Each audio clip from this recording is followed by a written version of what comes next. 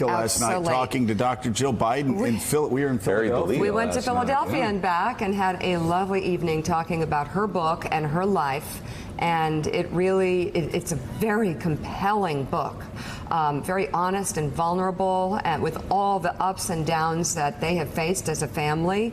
And I found her to be remarkable. It was a great event, and we really appreciate being the opportunity to sit with her on stage and listen to her stories. But we also did an interview for this show, talked a little bit more about the politics of the situation, and we'll be showing that later in the show. So, John, but first, so John, I want to go to John because there's another sporting event. I'm sure we got to get to the news. So, John, interesting observation as we're going down to talk to Jill Biden, as Mika was. I called Jack Bohr, who, of course, works on the team and wrote that incredible book about Bobby Kennedy. But he made an observation because, he had worked with knew Richard Ben Cramer very well and obviously very aware of the remarkable Biden stories. And there were Biden in 87, 88 would always take the bait. Somebody would accuse him of not being the smartest guy, and he'd jump back and he'd say things that he always regretted. 2008, the same thing. And we were talking about Joe Biden and is he too old? And Jack said, and Mika later on was talking to Jill about this, who agreed. In this case, older does seem to equal wiser. And perhaps that makes a difference for him this year, that he is older and wiser and has learned from two campaigns, like Ronald Reagan learned from two failed attempts at the presidency. Decades of service. Yeah, absolutely. Remember that moment in 2008? There was a debate where I think Brian Williams asked, "Are you at all more disciplined now? Can you just give us short answers? Do you believe that you've conquered this?" And I believe I'm right that Joe just said, yes. And stop. Exactly. And it was actually the most disciplined thing in American politics, because how many politicians do we know who could do that? I think that's right. I think that now here's how wise I am. I came away from spending some time around them in February, I think, with this inchoate sense that he might not run. I thought, maybe he believed. I was sort of buying into that conventional wisdom, full disclosure about the party has moved to the progressive side, generationally, all the issues that we all hear about. But there have been two things recently that are really, really interesting. One is that study about how the left, and I suppose the right, but the left on Twitter is not the base of the Democratic Party. It's the base of the progressive part of Twitter. And that does not speak for the heart of the country. I think that's significant. And the other thing is, most Americans, for better or for worse, and I would say for better, don't follow the public life of the nation in as detailed a way as we all do. And so Biden to them represents a white working class wing of the Obama years. They think of Obama. Obama looks pretty good right now. Of course, all previous presidents now look like Cicero, but that's okay. And James Buchanan's family, by the way, very, very pleased with Trump's performance thus far. As 43 has said in public, don't look so bad now. Miss me yet? I love that guy. Yes, we miss him. We miss him badly.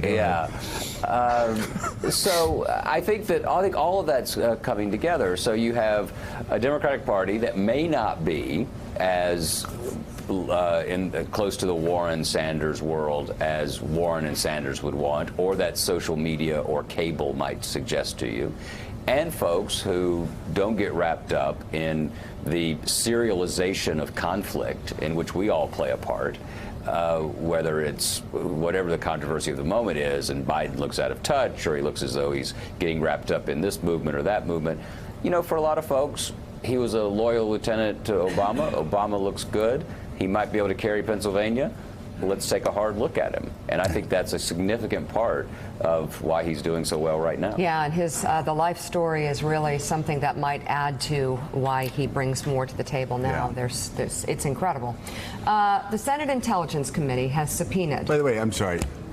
We just can't get to your. I will say this about Joe Biden, even following his career, you forget. Of course, it's too easy to forget all that this man has been through. I know. And it came crashing back down on me last night. And it is, I mean, talk about God's awful grace, which is, I mean, he lost his wife and his baby daughter in a car accident right before he got sworn into the Senate. He had, everybody thought he was going to die after the '88 campaign.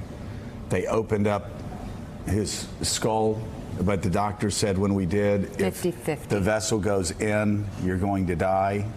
And he called his kids to the bedside and told his sons especially, listen, there's a chance I'm not going to make it, but I want you to know, you never have to go through your life asking whether your dad was proud of you. Know now, I'm proud of you. You've already made me proud. And then he loses his son, Beau.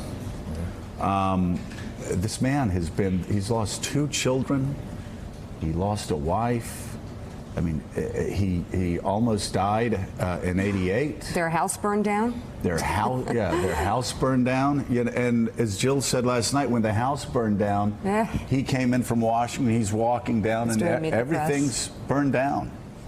And he looked at her, and she was afraid he was going to be so brokenhearted. And he said, well, you know what? This gives us a great chance to fix all the things that we messed up on when we built this house.